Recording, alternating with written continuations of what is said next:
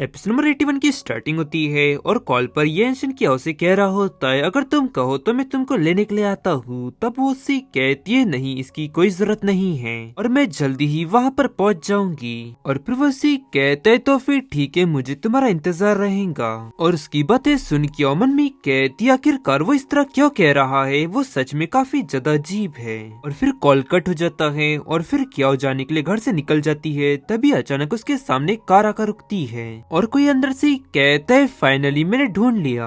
और क्या मन में कहती है, ये आवाज तो।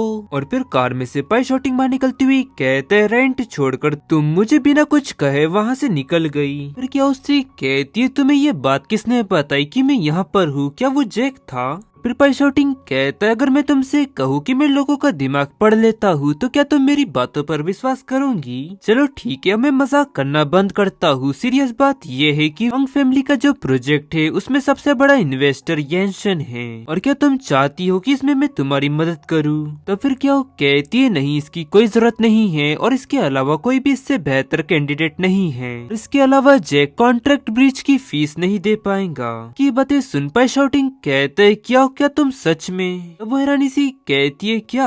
तब वो स्मेल करती हुई कहता है, कुछ नहीं। और क्या तुम अभी वहीं पर जा रही हो? तो चलो मैं तुम्हें वहाँ पर छोड़ देता हूँ। तब क्या उससे कहती है, नहीं इसकी कोई जरूरत नहीं है, मैंने पहले ही वहाँ पर अपॉइंटमेंट ले लिया है। और पाई शाउटिंग उससे वो फाइल लेकर कार में फेंक देता है और वो गुस्से से कहती है, पाई शाउटिंग कहता है, क्या तुम हमारा कॉन्ट्रैक्ट खत्म हो जाने के बाद अब क्या तुम मुझसे दूरी बनाना चाहती हो? पर वो उसे कुछ नहीं कह पाती और फिर शिफ्ट उतर वही दूसरी तरफ कॉल पर शुइमो कह रहा होता है, मैंने अभी अभी सुना कि तुम्हारी कंपनी का अपार्टमेंट का जो प्रोजेक्ट है उसे क्या संभालने वाली है। और फिर येंशिन उससे कहता है, शुइमो मुझे ऐसा नहीं लगता कि मुझे तुम्हें हर एक बात बताने की जरूरत है। और फिर शुइमो कहता है, तो फिर क्या के बारे में क्या वो इसके लिए एग्री हो गई? और फिर येंशिन कहता है, शुइमो मुझे ऐसा नहीं लगता कि तुम्हें इस बारे में चिंता करने की जरूरत है। तब वो कहता है, भाई। और येंशिन कहता है, बस बहुत हो गया। और तभी अचानक उसके सामने से पाई शॉटिंग निकलता है और फिर वो दोनों वहाँ पर पहुंच जाते हैं और कियाओ की वो फाइल गिर जाती है और पाई शॉटिंग उसे उठाकर वो देती हुई कहता है, कियाओ तुमने अपना डिजाइन ड्राफ्ट तो यहीं पर गिरा दिया।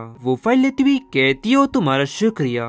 तब इस पर वो उससे कहते हैं, क्या तुम मुझे शुक्रिया कहना बंद कर सकती हो? इस पर वो एकदम दंग रह जाती है और फिर पाई शॉटिंग धीरे धीरे उसके क्लोज आने लगता है। तभी अचानक कियाओ को कोई पीछे से खींच लेता है और वो शुइमो होता है और चिल्लाती हुई कहता है, पाई शॉटिंग तुम ये क्या कर रहे हो? और ये कहकर वो उसे पंच मारती हुई कहता है, तुम कमीने। और फिर वो दोनों आपस में लड़ने लगते हैं और उन्हें इस तरह लड़ता देख कियाओ चिल्लाती हुई कहती है, शुइमो सब बंद करो, तुम दोनों आखिरकार क्यों लड़ रहे हो? और फिर कियाओ उन्हें रोकने के लिए आगे बढ़ती हुई कहती है, बस रुक जाओ। और तभी अचानक पाई शॉटिंग का एक पंच कियाओ की तरफ आने लगता है और उसी दौरान कियाओ मन में कहती है, अरे नहीं मैं पीछे नहीं हट पा रही। और तभी अचानक येंशिन आकर कियाओ को वो पंच पड़ने से बचा लेता है और पाई शॉटिंग को दूर धकेलता है और उससे कहता है, ओ माफ करना, ये अचानक से हुआ। और इसके अलावा शुइमो गरम मिजाज का है तो उसके बर्ताव के लिए मैं तुमसे माफी मांगता हूँ। तब पाई शॉटिंग कहता है, नहीं इसकी कोई जरूरत नहीं है। और फिर पाई शॉटिंग कियाओ की तरफ आगे बढ़ने लगता है और उसे आगे बढ़ता है देख शुइमो कहता है, हे पाई शॉटिंग। और तभी बीच में येंशिन आ जाता है और उससे कहता है, मिस कियाओ मीटिंग के लिए लेट हो रही है तो तुम बाद में उनसे बात कर लेना।